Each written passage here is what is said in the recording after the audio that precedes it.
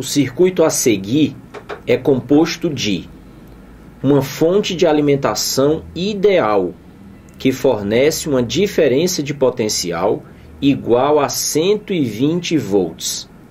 Uma fonte de alimentação ideal significa dizer que tem força eletromotriz, mas não tem resistência interna. E essa força eletromotriz vale 120 volts. Um amperímetro ideal, que indica uma intensidade de corrente elétrica igual a 0,5 amperes.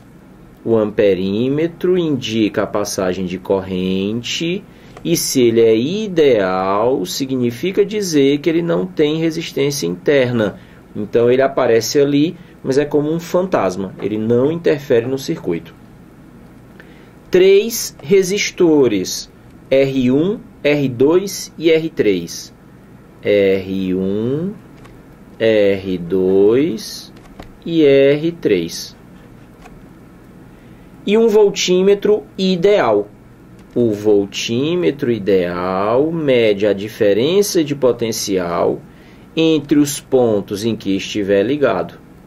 O detalhe é que um voltímetro ideal tem resistência infinita, de tal maneira que não passa corrente elétrica por ele.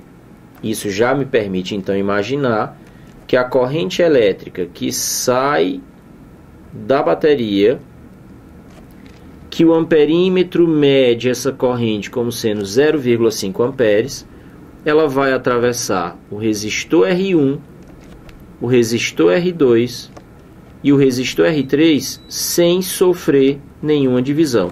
O que significa então dizer que os 3 resistores estão associados em série. Assinale a alternativa que mostra corretamente o valor da indicação do voltímetro. O valor da indicação do voltímetro, ou seja, a diferença de potencial entre os pontos em que ele está ligado. Já vou chamar esses pontos de A e B. A volts, B volts.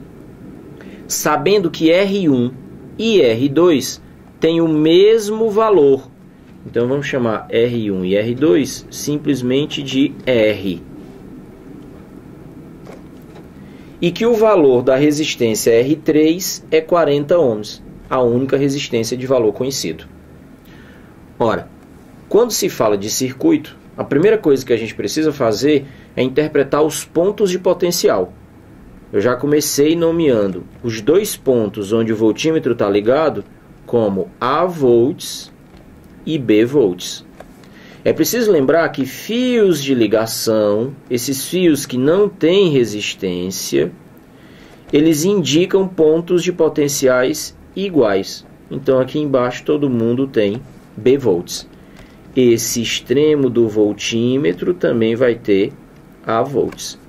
Pensando assim, esse ponto aqui de cima eu não posso indicar como A. Ele tem que ter um potencial diferente, eu vou chamar de C. Lembrando que a resistência de um amperímetro é 0 se esse amperímetro é ideal. Então é como se não tivesse nada aqui e um fio de ligação sem resistência. Os pontos têm potenciais iguais. Repare então que já ficou claro que 120 volts, a força eletromotriz do gerador, corresponde à diferença de potencial entre os pontos C e B. A diferença de potencial entre C e B vale 120 volts. A ideia de colocar os pontos de potencial é indicar os terminais de todos os elementos do circuito. Pensando desse jeito, não podemos esquecer de colocar o potencial aqui, que liga ao mesmo tempo R2 e R3. E vamos chamar esse ponto aqui de potencial D volts. Ora, acontece que a gente sempre pode dizer para os circuitos que U é igual a R vezes I, a primeira lei de Ohm. Sendo que U, nesse caso, é os 120 volts da força motriz da bateria que fazem com que o circuito funcione. Esse R seria a resistência equivalente ao circuito, Repara que nós já determinamos que as três resistências R1, R2 e R3 são percorridas pela mesma corrente que sai da bateria e que passa pelo amperímetro, porque como o voltímetro é ideal, a resistência de voltímetro ideal ela é infinita. Isso significa que a corrente não se divide ao chegar no ponto A, não passa corrente no voltímetro, já que ele tem uma resistência muito grande para isso. Então, aquela corrente de 0,5 amperes vai percorrer os três resistores. Significa dizer que eles estão em série e a resistência equivalente a uma associação de resistores em série significa a soma dessas três resistências. Lembrando que R1 e R2 são desconhecidos, mas de valores iguais. Nós chamamos simplesmente de R. E a corrente que passa pelo circuito, 0,5 amperes. Então, repara que a primeira lei de Ohm, nesse caso, vai servir para que a gente descubra o valor da resistência R. E que é necessária. Afinal de contas, uma dessas resistências desconhecidas está entre os pontos A e B.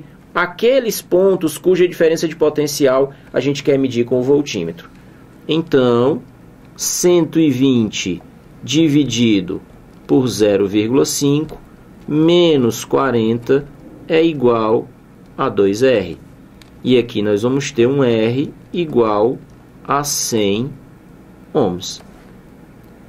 Sendo assim, considerando apenas o ramo de circuito que está ligado ao voltímetro, nós podemos medir a diferença de potencial entre os pontos A e B, sempre utilizando a primeira lei de Ohm. O agora entre os pontos A e B é igual a R, a resistência equivalente entre os pontos A e B, vezes I, a corrente que passa por lá. Se entre os pontos A e B nós temos apenas a resistência R2, que eu já sei que vale 100 ohms, em série com a resistência R3, que eu já comecei a questão sabendo que valia 40, e a corrente que passa por lá é 0,5, então eu vou descobrir que a diferença de potencial entre esses pontos é de 70 volts. E essa é exatamente a diferença de potencial que é medida pelo voltímetro ideal que aparece ligado lá. Então, para marcar uma resposta correta na questão, nós teríamos que dizer alternativa C de casa. Agora, o que é preciso ficar esperto em questões desse tipo? Primeiro, qualquer questão de circuito sempre se resolve da maneira como a gente fez aqui, indicando os pontos onde os elementos do circuito estão ligados. O raciocínio sempre é: tudo em eletricidade, para funcionar, precisa ser percorrido por corrente. Para que haja corrente elétrica, tem que ter uma diferença de potencial. Diferença de potencial. Ou seja, os dois pontos em que cada elemento fica ligado tem que ter potenciais diferentes. Por isso que a gente precisa indicar aqueles pontinhos. De quebra, isso ainda serve para indicar se as resistências aparecem em série ou em paralelo. E eu preciso saber isso para poder saber qual é o cálculo que eu vou aplicar. E não esquecer que sempre que se fala de resistores, vale sempre a primeira lei de Ohm, U igual a R vezes I. Eu tanto posso aplicar isso para o circuito como um todo, como para cada elemento do circuito em separado. Ok?